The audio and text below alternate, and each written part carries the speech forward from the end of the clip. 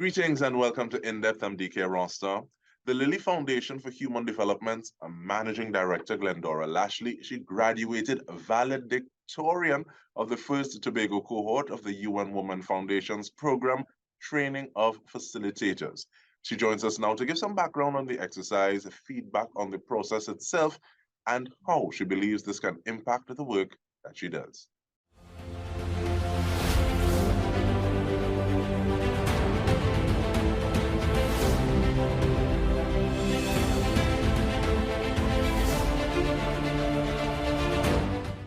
Welcome, ma'am. Thank you so much for joining us, Ms. Lashley. And I know we've spoken about it and you've given that overview, but I want to ask for a short overview of the Lilly Foundation.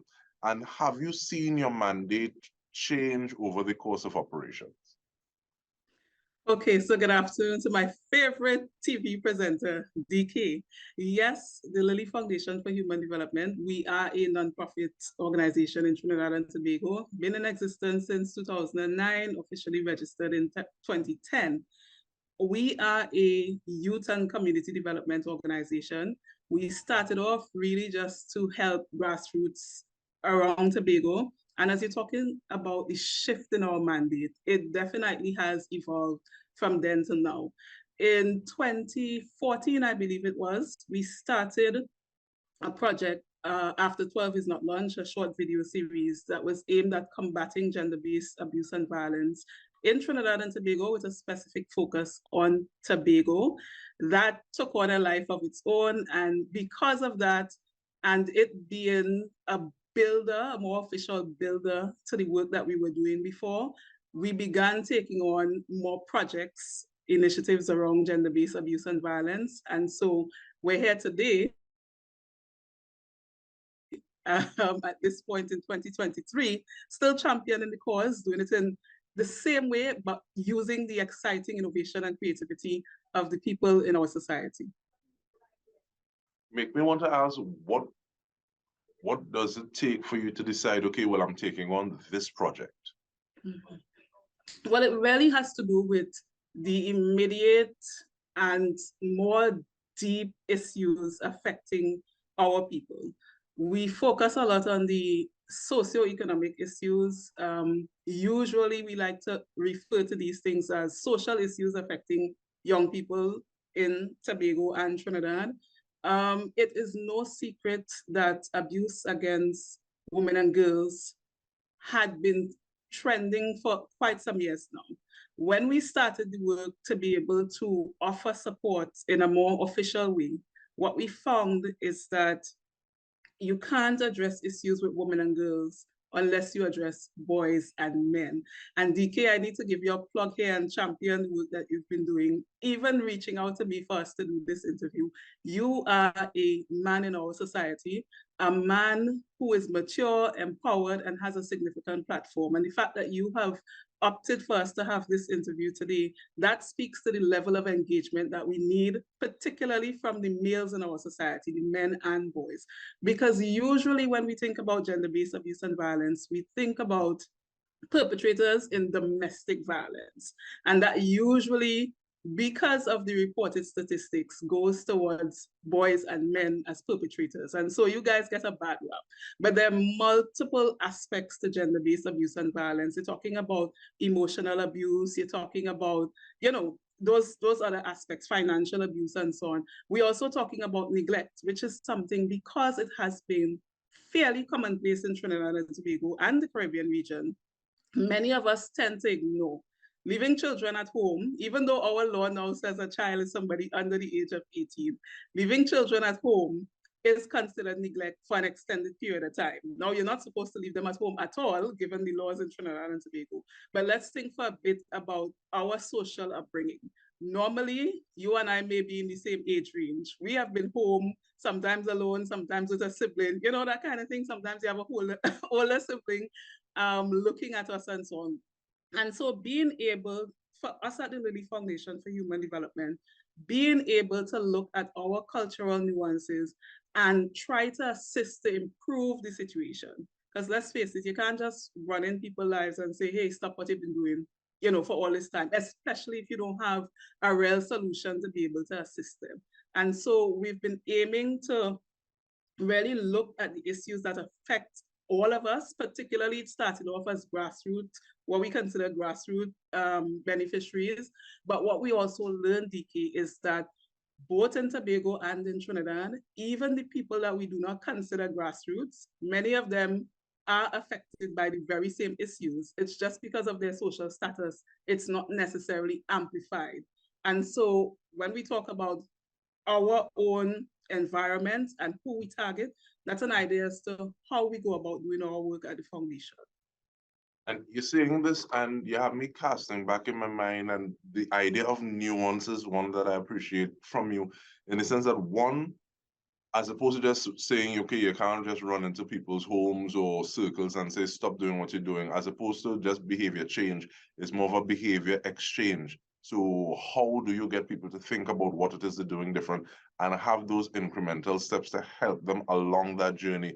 Because something that you've developed a way of being over a period of time, you don't just click your fingers and okay, well, all presto change and it's all good.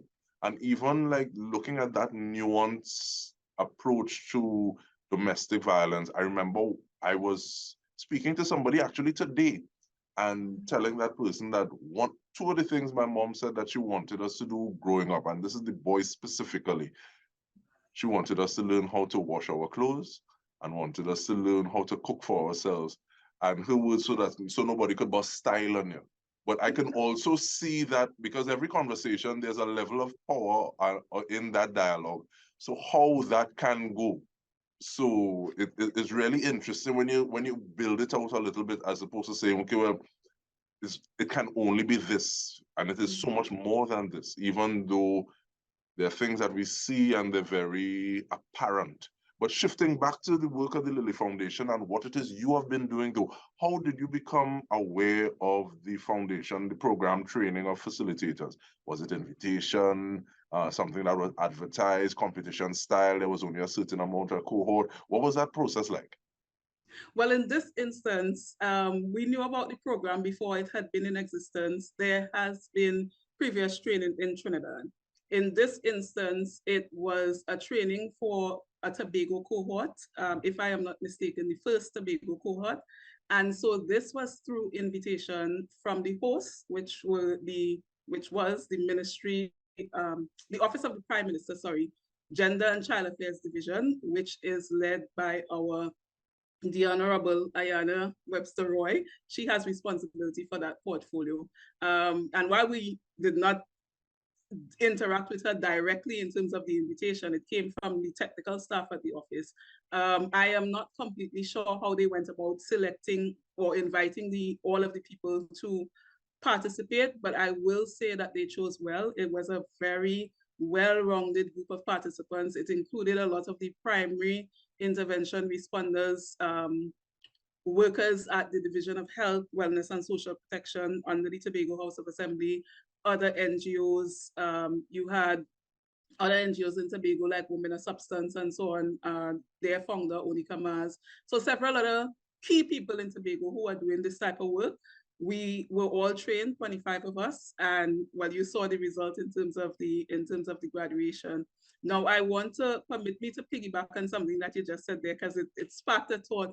When you talk about your mom being able to say, she don't want nobody to show off at you. Let me push the limits a little bit, because it's also under this program. That's something that many boys in Tobago hear as well. But in most instances, and maybe you were being polite, is so that no woman could show off on you. Now, the nuance in that I wanted to bring into context in 2023 in particular is that a part of gender-based abuse and violence has to do with what is now trending as the rainbow alphabet. And so many people who identify under those labels, and I don't mean to put it like that to be, belittling of it, but that's just the context in terms of the language. If you are a young boy identifying as gay and you're growing up in a home where your parents or grandparents say to you, no woman could show off on you, so learn to cook. but you are gay and you have not yet said anything. What does that do to the psyche? And I just wanted to stick a plug there so that whoever is listening to your wide audience, in your wide audience, Dike, would think about something like that, because the purpose of the Foundations program is about empowerment, getting people to think about the things that we don't usually think about, and also creating safe spaces where, as our lovely trainers, Dr. Rogers and Miss Nadine Lewis Agar, they spoke about being able to feel as if you're not harmed, because a safe space, that may be taken into context in different ways. But when you're talking particularly to younger people, the UN Foundations program is catered towards, the curriculum is catered towards youth 13 to 24. And so when we develop training around this program, and it's a flexible program that can be rolled out over 12 months, right? But when we develop our own workshops around this program, these are some of the types of things that we want to bring out. And so in the Lilly Foundation for Human Development, we have been doing this all the time. So it's really a continuation of our work, and now implementing a more structured tool that is available to us through the UN Women Foundations program. And I want to talk about implementation. When we return from the break, we are speaking with Glendora Lashley, Managing Director of the Lilly Foundation for Human Development. Stay with us, we return with more.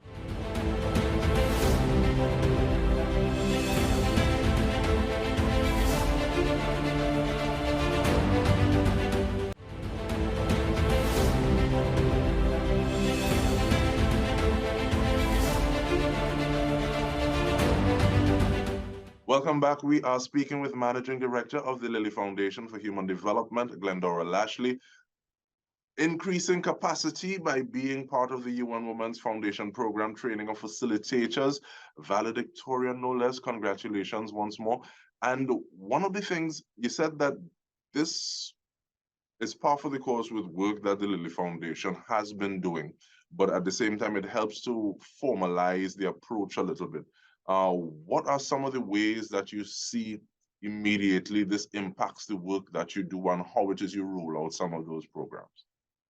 Well, one of the things that I can say offhand is that as we explored this particular program, there was an aspect of thinking about music, and the arts, particularly the music that we listen to. And Dike, that it's an age-old cry about what we listen to and how it affects the youth and how it affects everybody. I mean, just recently here in Tobago, we had our minority leader in the Tobago House of Assembly calling for there to be some further legislation to be able to, I suppose, restrict the type of music that young people are exposed to in public areas and so on.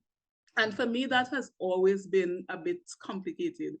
But this program, it has helped me to perhaps internalize and rethink about how music affects others, as opposed to thinking about it in a more insular way where I could say, well, okay, I grew up listening to all sorts of music, and I don't think that I was ever, interested in shooting anybody, killing anybody, raping anybody, anything like that. But that does not mean that because I was not impacted in that way, that other young people cannot be impacted in the same way. And that's something that came out in the Foundations program. And it's something we want to really explore, given the realities of just the recent past, in terms of, if you were paying attention to some of the events, the social events in Tobago, we had some artists, local, I'm not sure if it's soca and Trinidad artists, but they're younger than me at this point, but they were in some events, and there was an issue about what they're offering versus younger children being outside hearing the music. And that's one of the things that I hope, we would be able to create some workshops around, just really being able to truly listen to a lot of the music, not just the local music, because there's an assumption that perhaps our music may be raw. But if we listen to some of the other things that do not come out from Trinidad and Tobago, there is the level of vulgarness, the level of all sorts of things happening in those music. And it will require some examination. And particularly for me, I'm interested to hear how younger people interpret the music, because there's also an issue about listening to the music, but not actually hearing the words and understanding what it means. So that's an important thing, I think, that we at the foundation, we will try to explore in the immediate future. And you say that on a smiler because I don't think that issues around music and lyrics and these things are not new because I'm not sure, but when people talk about strangers in the night, I don't think there was a prayer meeting that they was attending. And looking at the fact that, and like you said, your situation may not be the same as someone else's situation, and how it is that person is nurtured. Their understanding of life and relation between individuals may be different. And even like with regard to that incident that you cited, um, individuals who would have contracted the artist, they would have contracted her for the music that you would do, so they know the content. So how do you marry the content of the artist that you're contracting along with the crowd that you're expecting? So there are a great deal of conversations. But in terms of that rollout, and you said it could have been 12 months, it was flexible. How did it take away from things you were doing? Did you have flashbulb moments that say, I can use this specifically for this that I'm doing, that this project that I'm engaged in at this point in time? What was that period of time like with you and the rest of the cohort of 25? Okay, so it didn't take us 12 months. Our training was much shorter than that. But the program itself, it's really being trained to facilitate what is called the UN Foundation's training program. And that is a flexible implementation. So it's almost as if all of the participants in our respective groups and workplaces, we can choose to implement the program and roll out the entire curriculum because it's very, very comprehensive in terms of the different areas that are covered. And it's also not necessarily just one-off topics, but a build-up in the sense, a build-up to the content of the foundation's program. Now, with respect to our experience as participants in the Tobago cohort, it was really, really fantastic. For me, I told them at the graduation that what I appreciated, because I've been doing this for a long time, Dike, over 20 years, what I appreciated is that usually, whereas in Trinidad where you are, many people are much more open and speak openly. Tobagonians are more reserved by nature, especially when it comes to taboo things and personal things. And so in the training, and kudos to Dr. Tracy Rogers and Miss Nadine Agard as the master trainers, they trained us. They allowed for us to really be in a comfortable space where people felt open to share and, you know, to talk about vulnerabilities and so on. So when you had older, mature women to young girls, everybody sharing at the same level, being respectful, you know, discussing differences, which is a major thing. And that was really, really a good experience. And that's something I believe that we will all strive to have come to fruition when we do our own workshops, because the point of it is not just to go and lecture to people and talk to them and tell them what they're supposed to believe and all these things. It's really to speak to the issues and get from those that you're engaging their perception, why they feel the way they feel.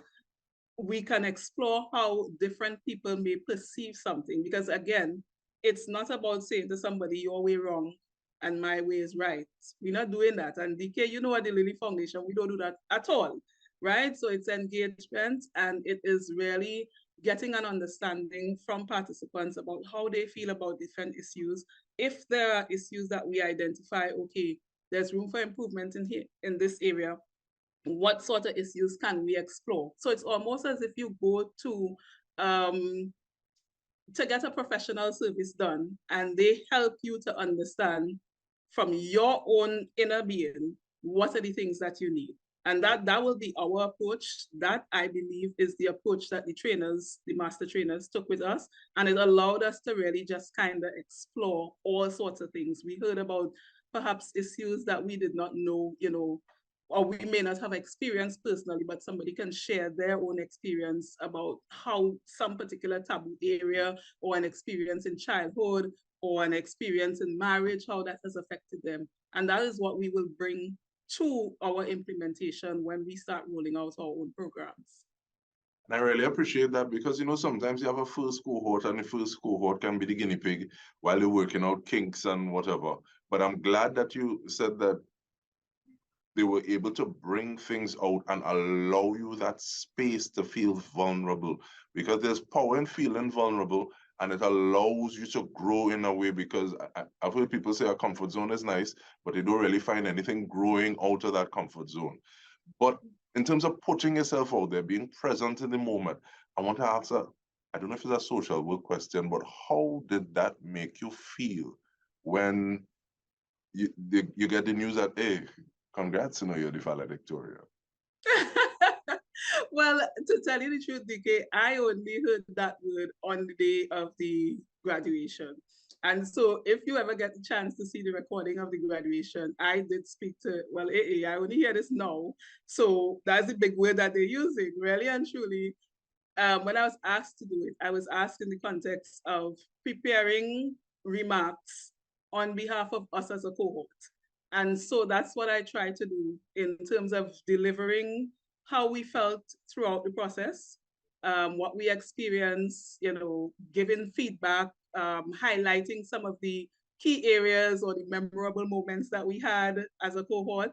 And so that is the way I approached it. So when I heard valedictorian and the way the MC said it, the host said it, I was like, okay, interesting. And afterwards, when the feedback came, I know I was walking, going back to the auditorium, and a gentleman who was present, one of the invited guests, he shouted down the hall because he was leaving, and he said, powerful speech, and then it kind of hit me, because we're accustomed, I suppose I am accustomed sometimes to doing this work and not necessarily thinking about that side of it. And so when I went to the graduation, I didn't even think about it as a big thing. My intention was to do graduation virtually, and then I was asked to present the remarks, and I said, well, okay, I've got to go in person. And so it went from there. But it was really a good feeling. I would not deny that. I think I was able to embrace the moment afterwards, smile a little bit, and then it's back to the work. When you talk about not being sure the criteria used to invite the 25 members to that cohort, but we know that people don't sow an empty mango tree. So congratulations to you and the other 24 colleagues in that cohort. And we want to, normally I would ask what is next, but because you are on the ground running, I guess we will see what is next. So we will continue to look and see and try to highlight when we can. And this is you as well as the other 24 members. So we want to thank you very much for the work that you are doing, the work that you will do. And on behalf of the entire TTT News team, this has been In Depth with me, Dike Rostant. Thank you so much for joining us. We were speaking with Managing Director of the Lilly Foundation for Human Development, Glendora Lashley.